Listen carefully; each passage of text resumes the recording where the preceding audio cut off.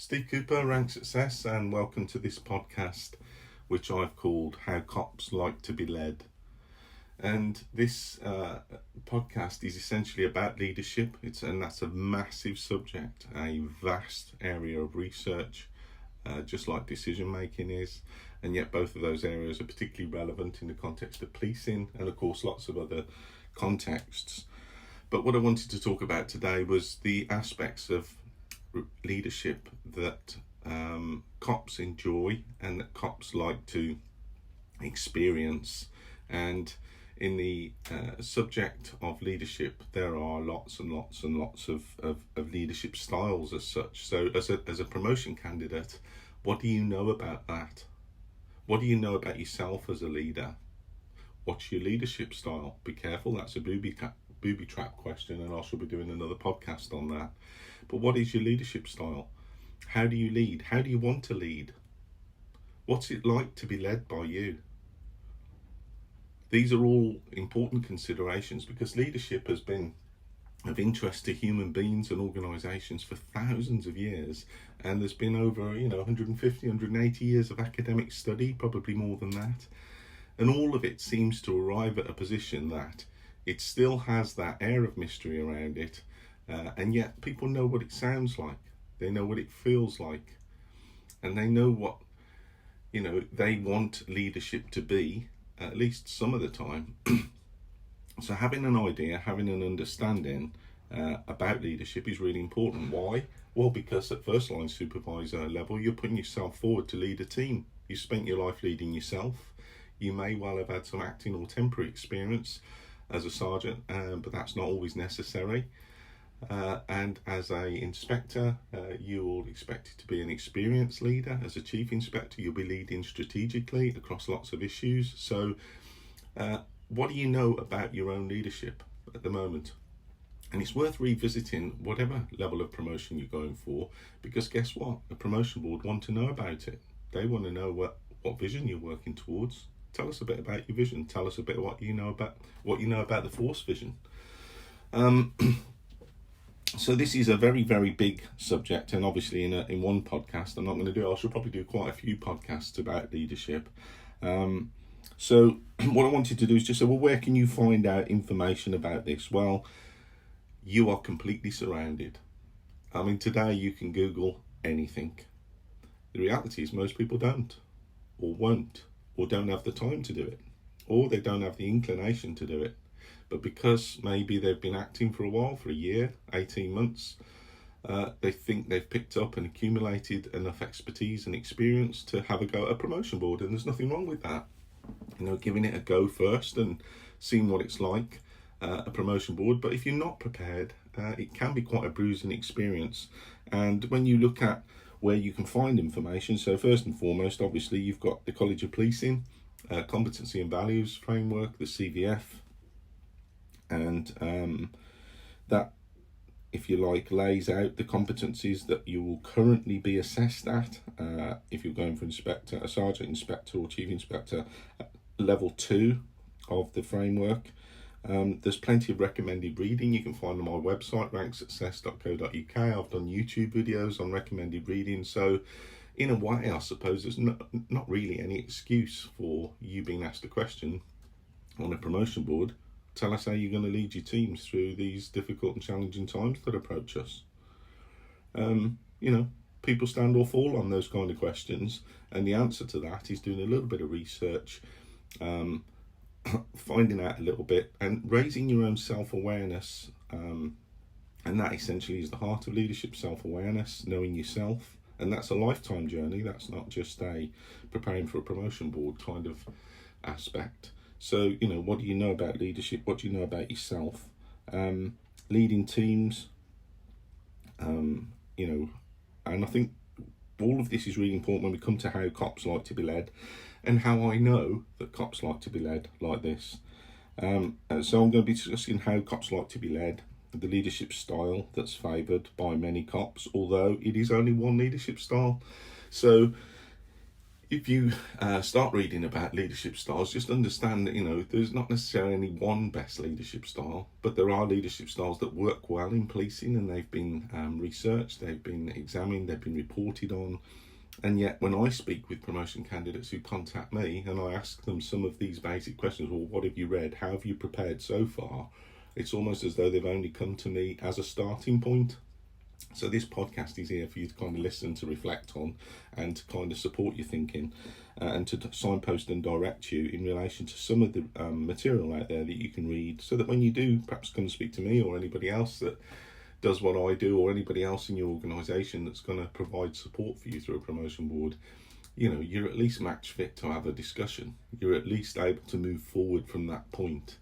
Because there's nothing worse than walking into a promotion board where you haven't done any of this work and they ask you a simple question.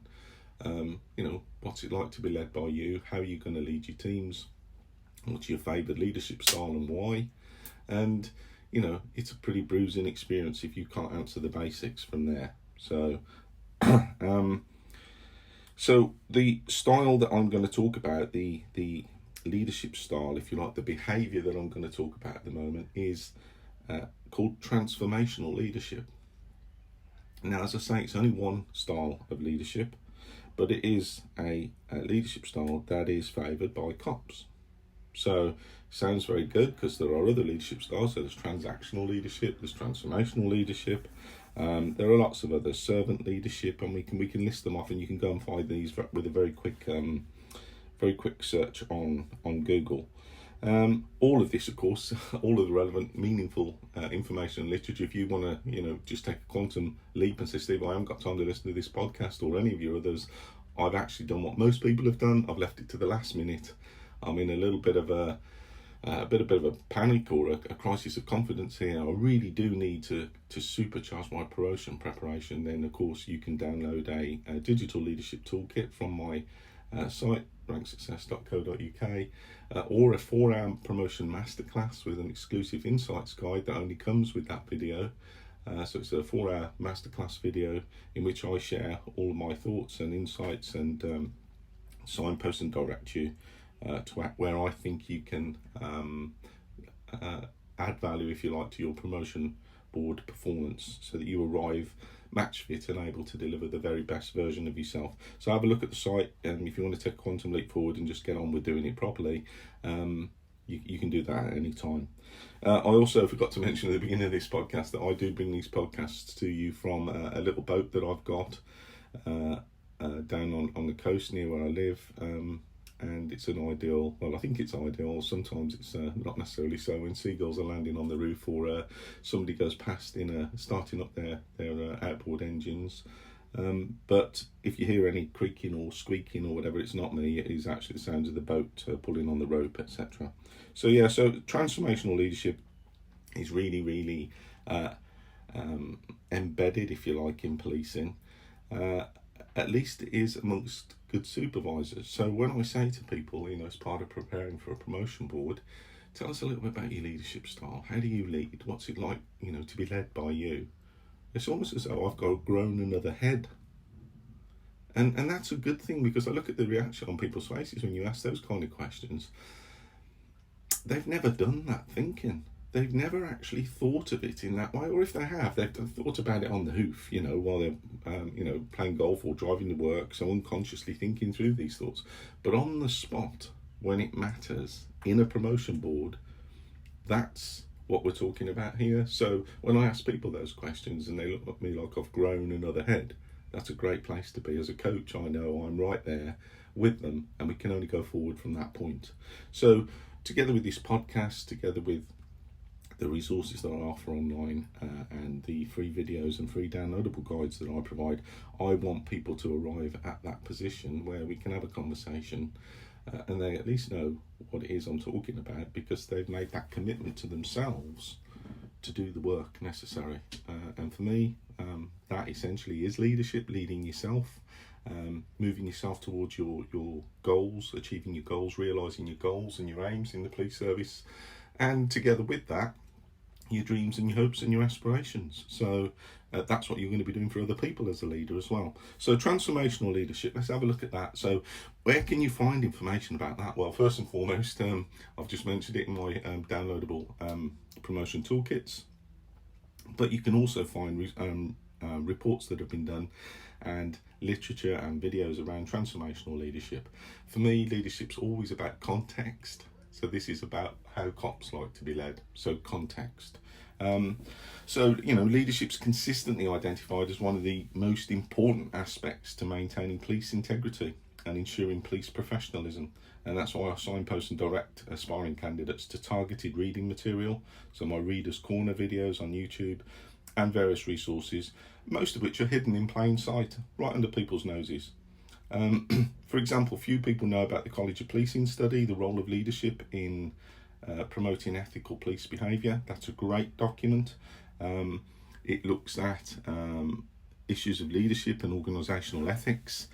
It was based on 41 in-depth interviews with chief officers, 5 interviews with frontline officers across 5 study forces from England and Wales. And the aim of that research was to explore the impact that senior leadership, if you like, was perceived to have on ethical police behaviour, and particularly that of officers and staff in frontline roles. Now, it talks about transactional leadership in there, it talks about different leadership styles. It's a free document that you can download. I've actually done a YouTube video on it as well.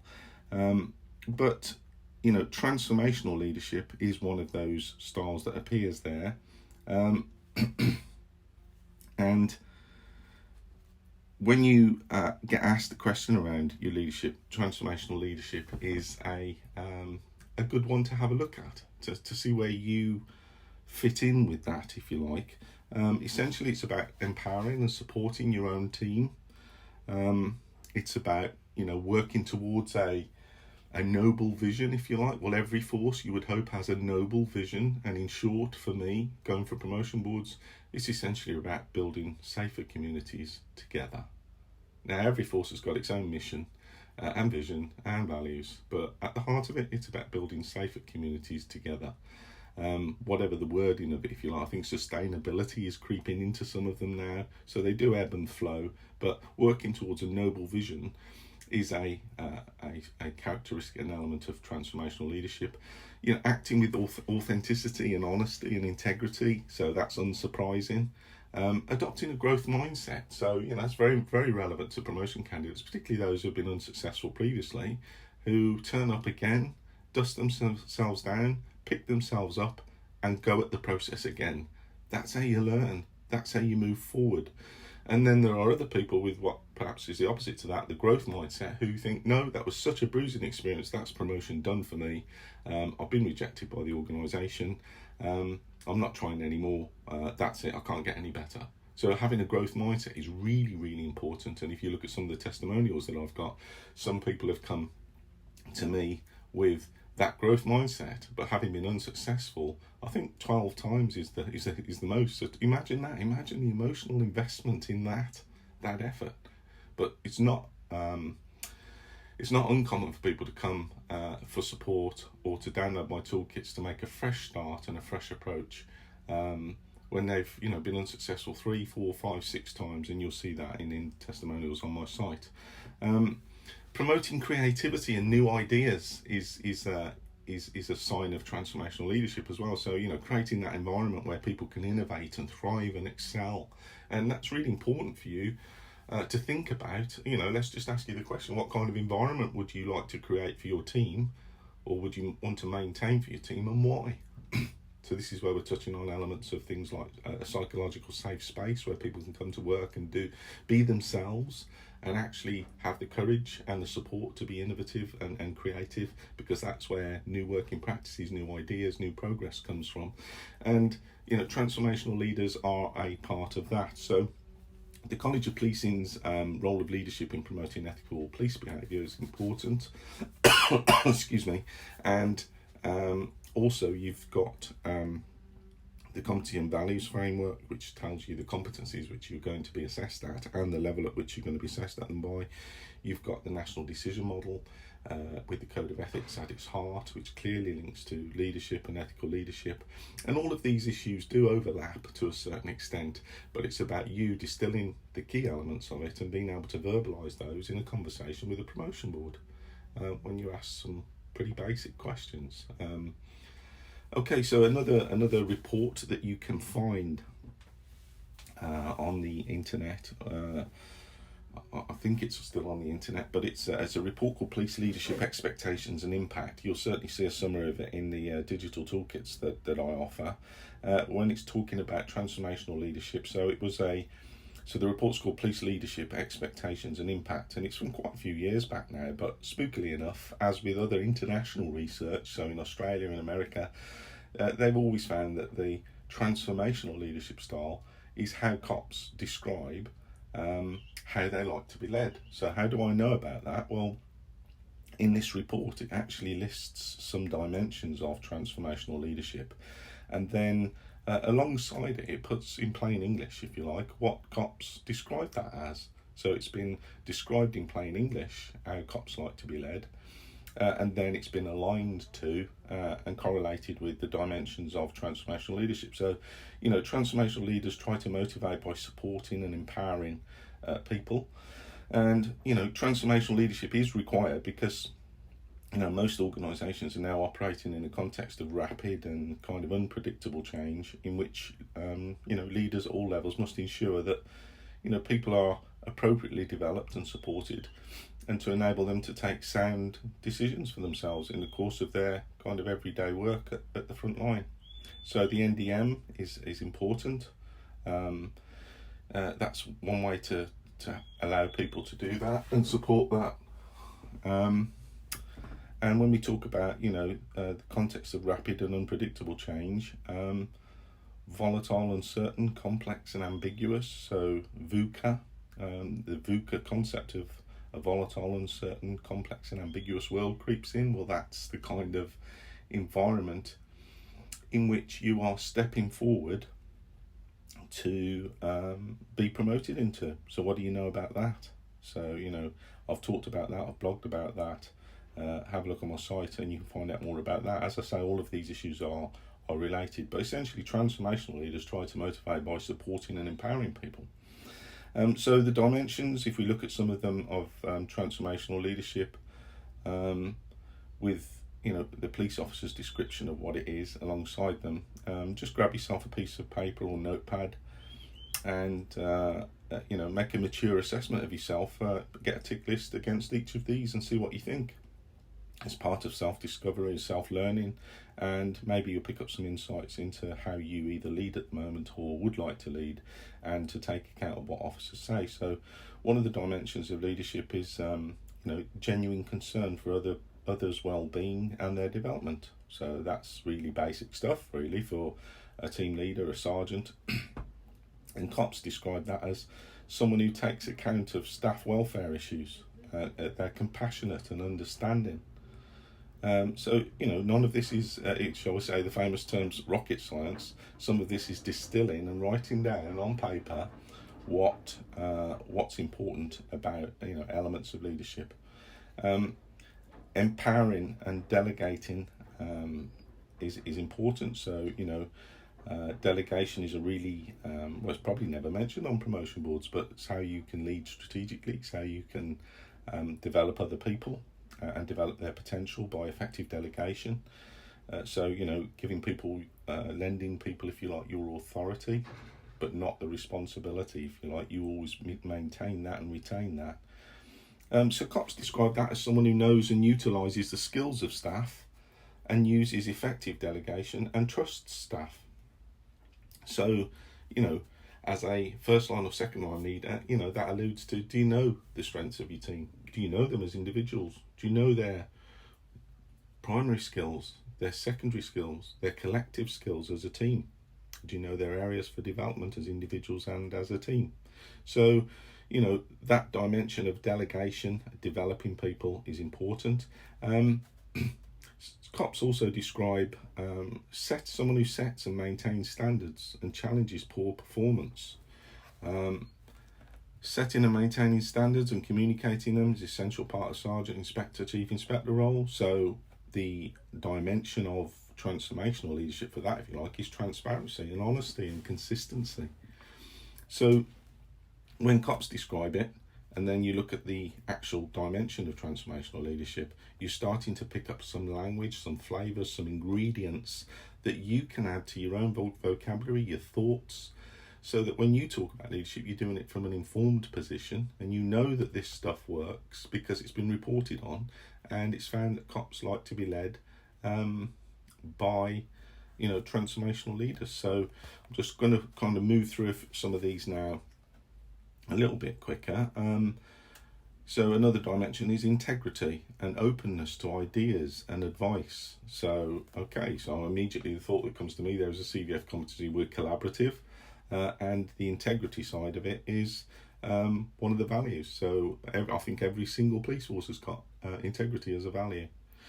So openness to ideas, being inclusive, and so the COPs describe that as being open and honest, consultative, accepts negative feedback. So if you are getting feedback, do you accept it or do you take it personally? Are you able to kind of receive that objectively for what it is and take the value from it? But openness to ideas and advice is important, and it's a characteristic of transformational leadership, a behaviour. Are you accessible or approachable? There's another characteristic or element. COPs describe that one as someone who maintains visibility. They interact with staff and they're approachable on any topic. So are you someone who reassures and confirms to everybody that your door is always open? And it is, but it's not. And everybody knows it. And then, of course, there are the other people who are genuinely accessible, who walk the floor. Their integrity, their honesty is almost tangible. And it's something you can sense.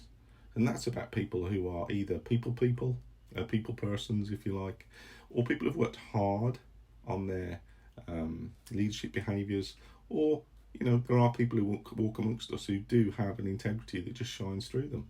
And hopefully, recruitment processes are good at picking people out like that. But, the point I would make is that leadership isn't just developed at, isn't just kind of demonstrated in organisations at first and second and third line supervisor level.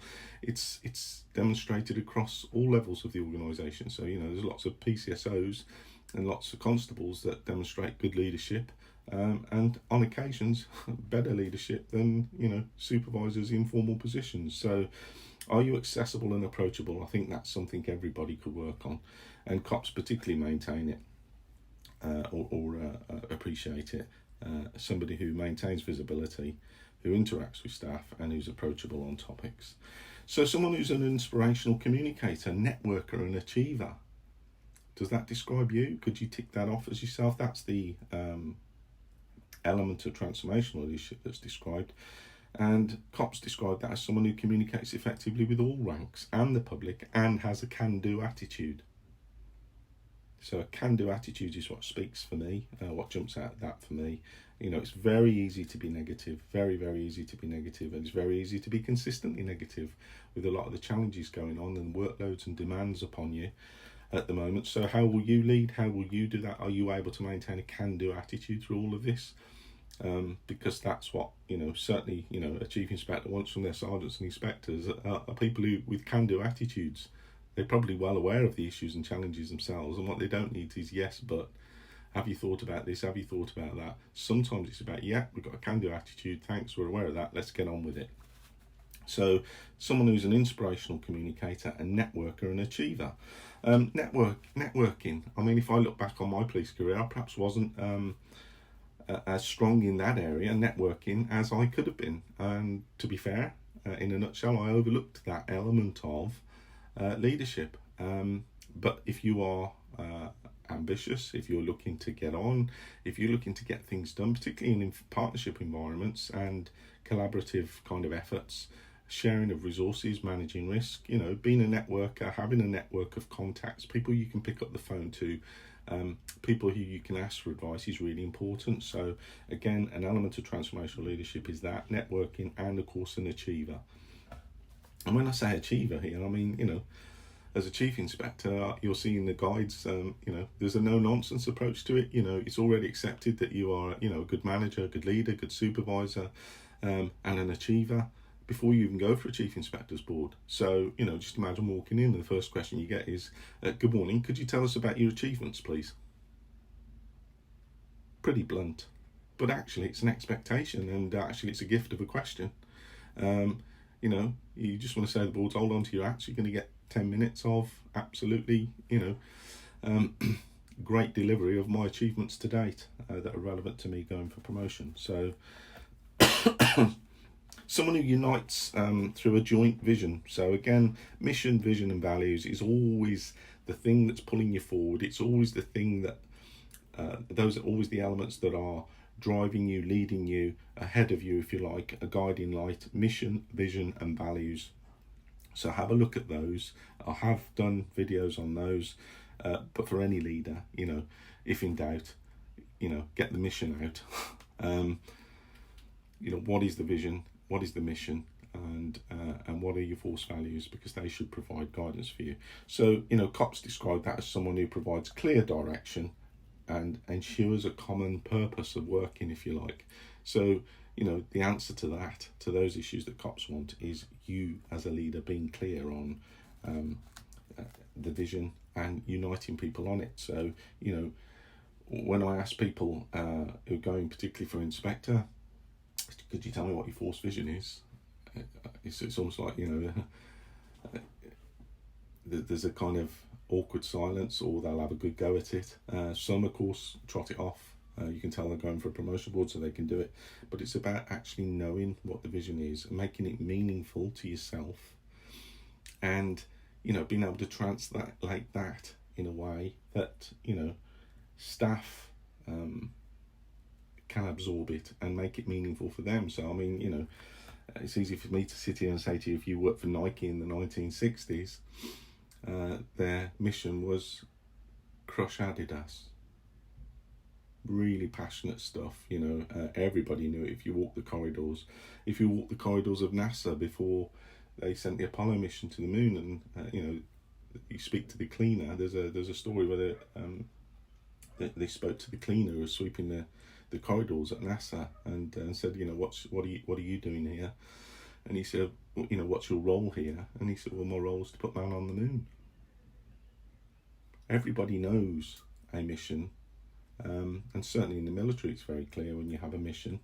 It's the clearest thing. So how do you unite people through a joint vision of where you're going to? That's the aspect of transformational leadership, and COPS described that as someone who provides clear direction and common purpose. Another element is someone who clarifies individual and team direction and priorities and purposes. So, having a rough idea of where you're headed, a good idea of where you're headed, how you're going to get there, and what you're doing to actually get there. So that's the aspect of leadership. And COPS described that as someone who provides adequate stability, provides effective communication. Well, adequate stability. Well, what does that mean today in a volatile, uncertain, complex and ambiguous world, where you've had 10 years of policing cuts and you're all having to do more with less? You're having to work differently, you're having to be collaborative, you're having to be innovative, you're having to say no to lots of things, and you're having to work in different ways and under pressure. So, these aren't just words on paper, they're actually describing really good aspects for you to think through, certainly ahead of a promotion process. So the kind of thing I've kind of bracketed those two elements, unites through a joint vision and clarifies individual and team direction, priorities and purposes. I've put a little double bracket around that myself in notes, in pen. Briefings, formal and informal briefings. If your teams are going through change as a result of this, communication. It's always the area change fails.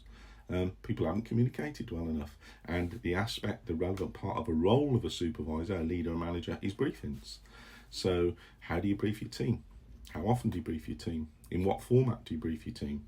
and I'll do a podcast on briefings to follow. But essentially, you've got informal briefings, so you come in and do your tactical tasking briefing. You may have an agenda for that. You may have a team briefing, a team update briefing. There may be some formal structures, so you've got II marched, and SAFCOM, which are in the back of authorised professional practice as formal briefing models. So, how do you communicate? People often say, I briefed my team, and I stop them and say, well, how did you do that? And they tell me, and I say, well, why did you do that? What's the point?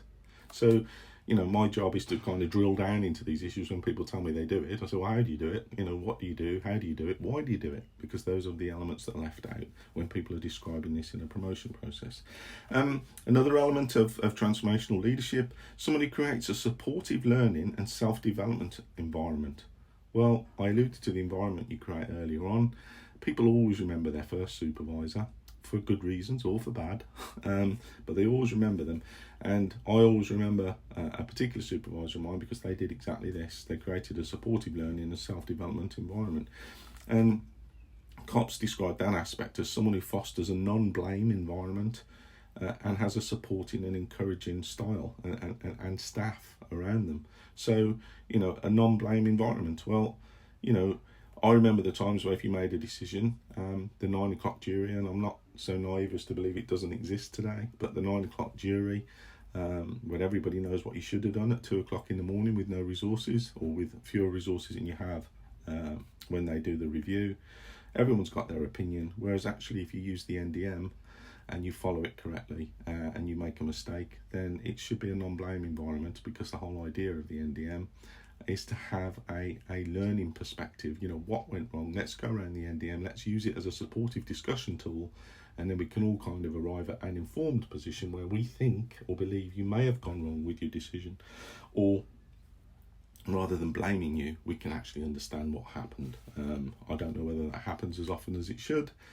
but someone who fosters a non-blame environment is appreciated by COPS, and that is an aspect of transformational leadership. And I would hope that most leaders are supporting and encouraging anyway, or else what's the point? Another aspect, someone who manages change sensitively and skillfully. Well, there's a biggie. COPS described that as an effective negotiating style, internal and external. So, that's a massive area. So it's part of the role. So leadership for people, performance and change is what sergeants, inspectors and chief inspectors are doing. That's what we're talking about, the context of leadership here. They've slipped that in as an element of transformational leadership, but it is a biggie. How you manage change. Can you manage change sensitively if it's been bulldozed through by levels above you? If it's something that needs to be done quickly and delivered quickly, well, of course you can, but it's hard work, communicating with people. You're not just passing the message sometimes to one team, you're passing it to lots of teams. How you deliver that message, how you communicate the reasons why, and delivering tough and difficult messages is, I don't know if it's a forgotten part of leadership, but I'm sure it has to be done quite a lot more today, maybe than previously. But there's a skill. That's part of transformational leadership, and COPS describe it as an effective negotiating style. So, negotiation to me is always, when people walk away from a challenge, from an issue that needs to be negotiated, they can all walk away thinking that they've not lost as much as they thought and they've gained something more than they think. So that's a delicate kind of balance to strike. But keeping your teams informed, whether it's good news or bad news, is a part of transformational leadership, and that's why COPS call it an effective negotiating style. And just linking in with them, giving bad news where it needs to be delivered, quickly, smartly, as soon as you find out about it, because all these things affect people. And if you can't do anything about it, that's fine, but you are still the messenger. And, occasionally, it can be a bruising experience. So change, there's a whole podcast to do around change and needing change, and I will do one, but it is an essential characteristic of transformational leadership as a behaviour, someone who manages change sensitively and skillfully, and COPS describe that as effective negotiating style. Charismatic and in touch. Well, I don't know about the charismatic bit, but we all know, I think, what we mean by that. Someone who has a charisma, someone who has a presence. So for some people that's very natural. It depends on their leadership style, whether they're introvert, extrovert. But in touch, I like the other bit, charismatic and in touch. Someone who's in touch, they've got their finger on the pulse. And Cops described that as someone who's able to motivate through their personal qualities and they're credible in role. And that's, quite underestimated. Credibility in role. What does that mean? And, that may be experience, that may be knowledge, it may be an accumulation of expertise and experience, including mistakes, including unsuccessful previous board attempts. But someone who's able to motivate people through their personal qualities. So I quite like that because, sergeants are role models, inspectors are role models, and their personal qualities in role modelling the behaviours that are required in the organisation are, important aspects of transformational leadership. So personal qualities, really, really important. In fact, personal qualities used to be what they called behaviours under the policing professional framework. So the previous framework, which I encourage you still to look at, by the way, if you're preparing for promotion, that was used before the competency and values framework. So they actually used to call them personal qualities then. So have a look at them. And leadership, funnily enough, was one of them. And credibility in role. So have a think about what you mean by, have you got credibility in terms of how teams might view you, in terms of how a promotion board might view you, and what does that look like? What does that sound like? What does that feel like? Because that's what we're talking about here. If Cops like to be led by transformational leaders, what does that look like to you? What does it sound like to you? And what does it feel like to you? So some food for thought there. Another aspect of transformational leadership is someone who encourages questioning and critical and strategic thinking. Well, in my digital promotion toolkit, I've got some strategic thinking tools, some critical thinking tests, or signposting you, encouraging you to critical thinking, what it is, what it isn't.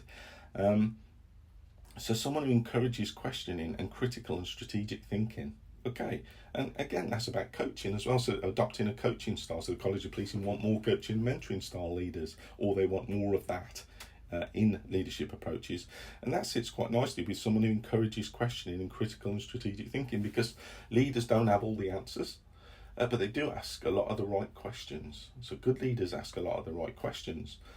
And if they're asking those questions, they're showing interest, they're demonstrating interest, and hopefully it's a genuine, authentic interest. Because Cops describe that as someone who's flexible, receptive to new ideas, and confident to challenge tradition, the way we've always done things around here, so that's the way we're doing it. He's so old, so outdated, and he's not a kind of route to the future, if you like. So the history of working practices, is something that can be challenged, should be challenged, and should be questioned at all times, because that's how new ideas and working practices and innovation is revealed.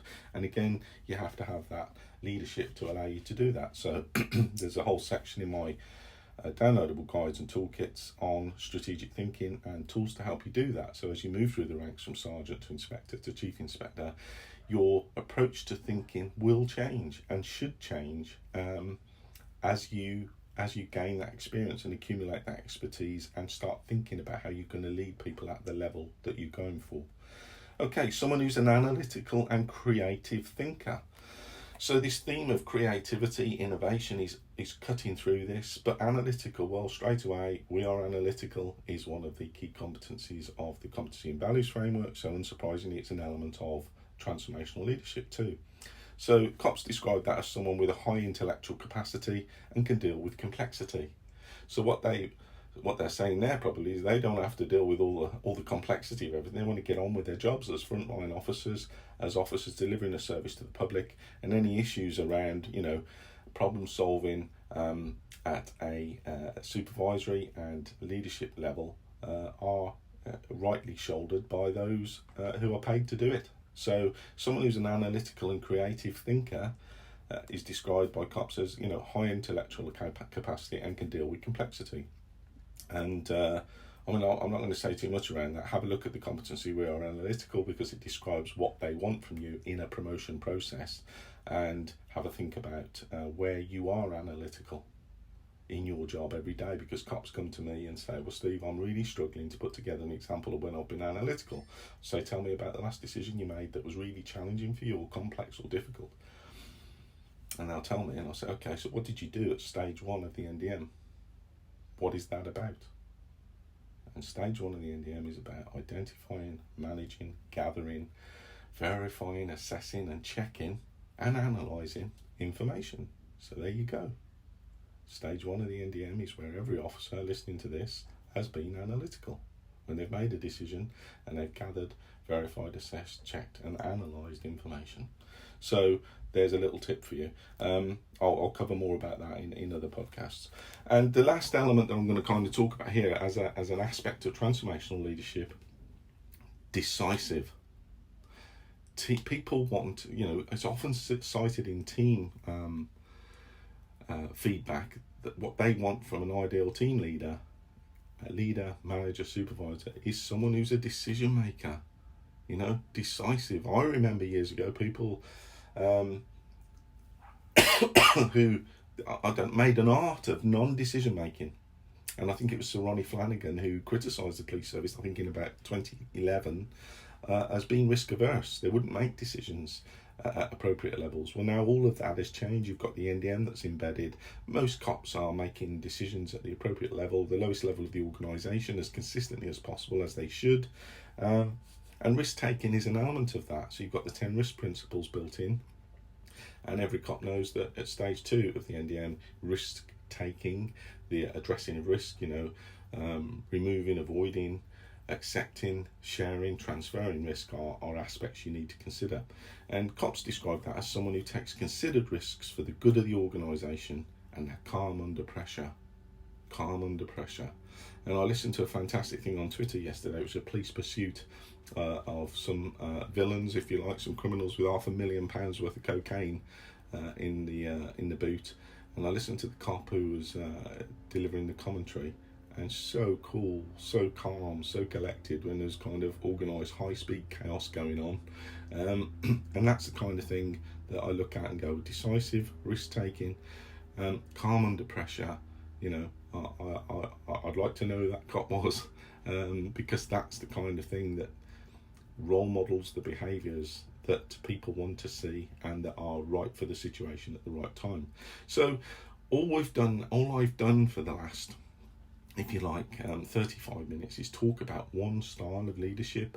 Now, transformational leadership is one behaviour, it's one leadership style. It happens to be the style that cops like to be led by, and that is supported by studies, as I say, internationally. They all describe elements of transformational leadership as being the way that best suits them to lead. Now, of course, it's not the only leadership style, and it's not the right leadership style for all situations. So, transactional leadership is another leadership style, and that's one that's existed in policing for the last 180 years or so and served policing very well, arguably, and in lots of situations. But there are still relevant times that transactional command and control directional leadership is entirely relevant in policing. Shut up, do as you're told, jump now. How high, sir, ma'am? Where do you think that might be relevant in policing today? Okay, well, I don't suppose anybody says shut up, jump now, but that kind of style of leadership exists in firearms, public order, and other situations, critical incident management, where you need to be directive, you need to kind of get things done, you need to use your authority to make things happen, and that's another style of leadership. So again, never fall into the trap of when someone says to you on a promotion board, tell us a bit about your leadership style, because it's a booby trap question, and I shall do a podcast on that.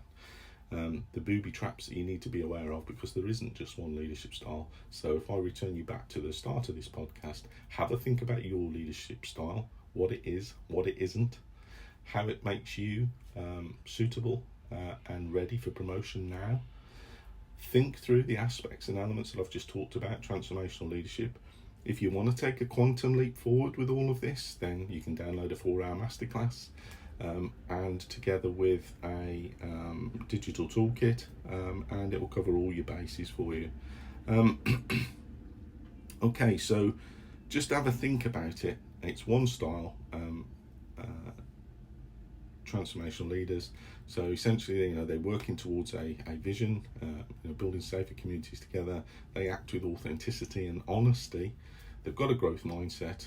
They promote creativity and create the right environment for new ideas. They're decisive. What else would you add to that from what I've said? So have a think about that. I'll just leave you with the fact that, a couple of questions. I started with a few questions, but how would you like to be led is one question. How can you help others feel pride in what they do? Because that's an aspect of, transformational leadership. In broad terms, the findings of studies are that police officers want their leaders to make them feel proud of the service being provided and of their contribution in it. Give yourself this thinking time, make that commitment to think through some of these issues and, relate them to the formal leadership position that you are seeking. Okay, so that brings me to the end of this podcast, and I'll be back with another one shortly. I hope you've enjoyed it. I've enjoyed going through it and talking through it, and I will be back with another podcast for you shortly. Thank you.